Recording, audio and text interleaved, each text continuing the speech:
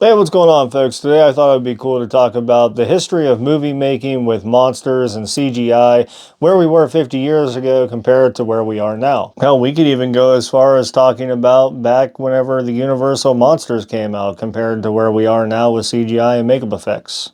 And sometimes, unfortunately, the very abundant use of AI in movies today. The question I ask a lot of people is like, what makes a monster terrifying? Is it the aspect of the fangs? Is it the design?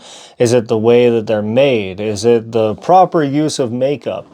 Throughout history and movies, we have covered a ton of ground whenever it comes to practical effects, to CGI, to now AI, and kind of mixing them all together all at once. One of the first monster movies that I think about whenever I think about anything that has to do with special effects is The Golem from 1915. This movie essentially is about a lady that finds basically a golem statue made of clay that is brought to life by a rabbi, and whenever basically she refuses the golem's love, he goes on a killing rampage. But this is 1915 we're talking about. The amount of like just special effects, makeup, the practical effects that went into this, there's so much like work around to get those creatures to come to life back in 1915. This movie is the sole inspiration also for the movie making and practical effects behind Frankenstein. When you fast forward a little bit, about 15 years, you go into the 1930s Universal monster movie phase, of which we call the Man in the Suit era. This comes the introduction of Boris Karloff and Lon Chaney Jr. and Bela Lugosi. All these people that have just had such a big inspiration in movie making over the last, 80 years. You start thinking about how the Frankenstein monster was created with the movie makeup that Jack Pierce used. In order to create the flat top head, he used a roll of cotton and a wig to keep it flat and keep it shaped. In order to create like the nail polish look, he used black shoe polish. In order to create the scars, he used cheese roll and a couple different other dirt effects to make the scars look realistic back then. And then you fast forward into our modern era with Guillermo del Toro's Frankenstein. Are we going to use the same practical effects? Or are we going to use CGI? Are we going to use AI? Just questionable, like where we go from then to now. A lot of what I've read about the upcoming Frankenstein movie says that they're using heavy practical effects, but a lot of it looks kind of CGI driven too. But how do you know in Hollywood anymore? Hollywood has a very unique way of lying to people and pulling the wool over people's faces. I like to think about The Mummy of 1932 with Boris Karloff whenever I think about special effects after Frankenstein. Obviously, Frankenstein's probably the biggest one. Then you have like The Wolfman, The Mummy. Those are a lot of practical effects that were used back in the 30s that, took a lot of time and a lot of effort to establish, that created and paved the way for where we are today.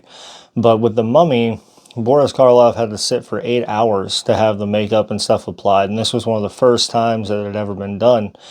And basically, they would take the treated bandages and they would cook them in oils for 8 hours and then apply them to Boris Karloff in order to make it look more realistic. They'd stir it with oil and dirts to make it look more dead-like. And then you fast forward a little bit further, probably about 50 years into our 80s era of practical effects.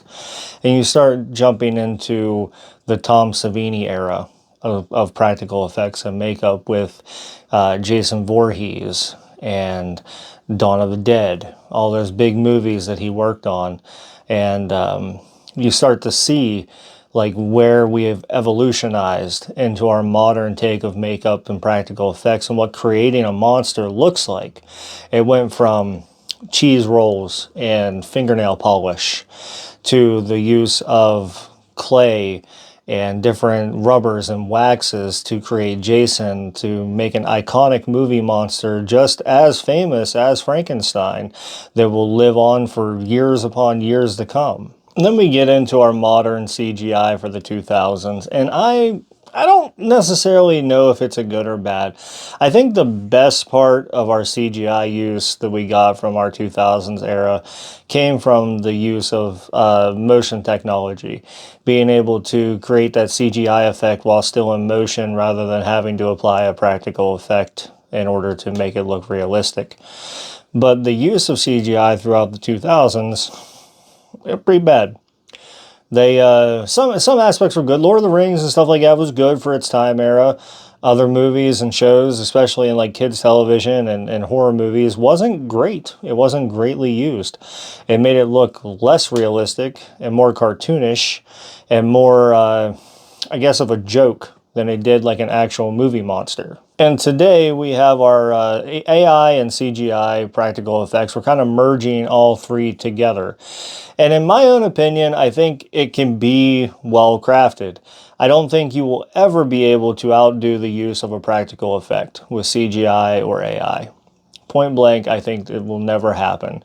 You can make somebody look ultra realistic with practical effects, make it look like a life-changing, genre-defying movie monster as compared to a programmed effect that's going to kind of look okay, but you can tell like that's not real. As opposing that you could put that kind of a special effect onto a stunt dummy or a human and it would look pretty real and you would be scared of it. But I also think about some different use of special effects whenever it comes to TV series and Netflix series, streaming series. And they do it pretty okay. You think about Stranger Things and all the greatness that's become of Stranger Things. And a lot of that is not practical effects. Some of it is. Some of it's practical effects, like Vecna. He's practical effect wise for the most part. And then, you know, with the use of CGI on top of that. So they kind of mix and blend the two. But a lot of that universe is predominantly AI and CGI driven. But you don't care because it's a sci-fi universe and you think that that's what those things should look like. You start to think like a Demodog or a Demogorgon is supposed to look like that. It's not supposed to look ultra realistic, but they do a really good job in making you believe that that monster is there. It's out after those kids. It's going to do some damage. So let me go back around to my beginning question. What makes a monster scary? What makes you believe that what you're looking at on the screen is something realistic driven to scare you, to give you nightmares? Is it the practical effects? Is it the CGI? Is it the acting? Is it all the above? Let me know in the comments below. Stay safe out there, everybody. Check under your beds. Like, share, and subscribe. Thank you guys so much.